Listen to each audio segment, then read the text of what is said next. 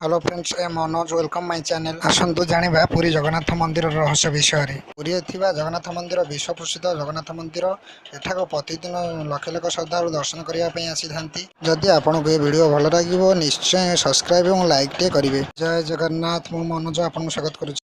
प्रकृतिर नियम अनुसार प्रत्येक जिनिष पवनर दिग अनुसार उड़ी थाए, किंतु पुरी मंदिर उपरे थिबा पतित पावन बाना पवनर विपरीत दिगरे उड़ी थाए।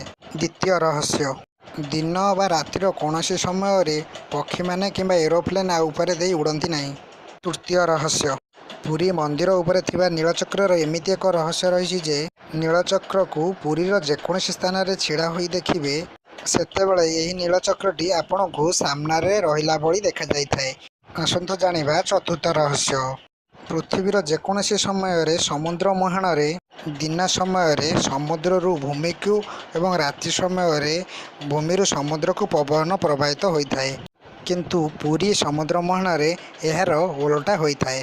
पंचम रहस्य, मंदिरर मुख्य द्वार जहाँ सिंह द्वार बोली कह जाए। जेतेबेले आपण सिंह द्वार भितर को प्रवेश करेंगे सेतेबेले आपण को समुद्रर ध्वनि शुभाजिब ना। मंदिर को छाड़ी दे पुरीर जेकोसी स्थान रे छिड़ा होई समुद्रर ध्वनि आपण शुणी पारिबे। षष्ठ रहस्य, पुरी मंदिर रे प्रत्येक दिन किंबा वर्ष सारा गोटे परिमाण रे महाप्रसाद रोषेई करा जाई थाए।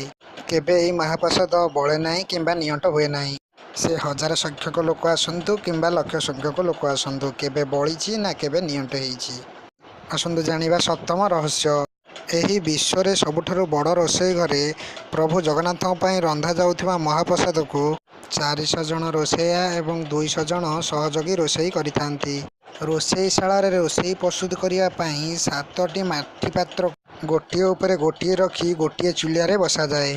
सबुठु अद्भुत कथा, ऊपर थिबा पात्र रे प्रथमे खाद्य प्रस्तुत होइथाए, तापरे उपररु तळे जाए गोटे परे गोटे बनी थाए।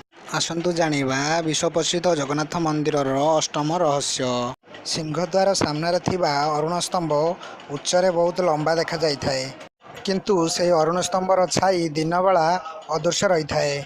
खरा वर्षा और शीत ऋतु रे यार छाई दिन टाइम रे बिल्कुल पड़ी न थाए।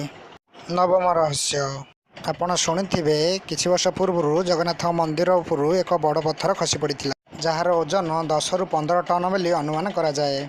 एथिरे एमिति एक रहस्य रही जे आज पर्यंत केही जानी पारि नाहंती जे पत्थरटी मंदिरर केउ अंशरू खसीची।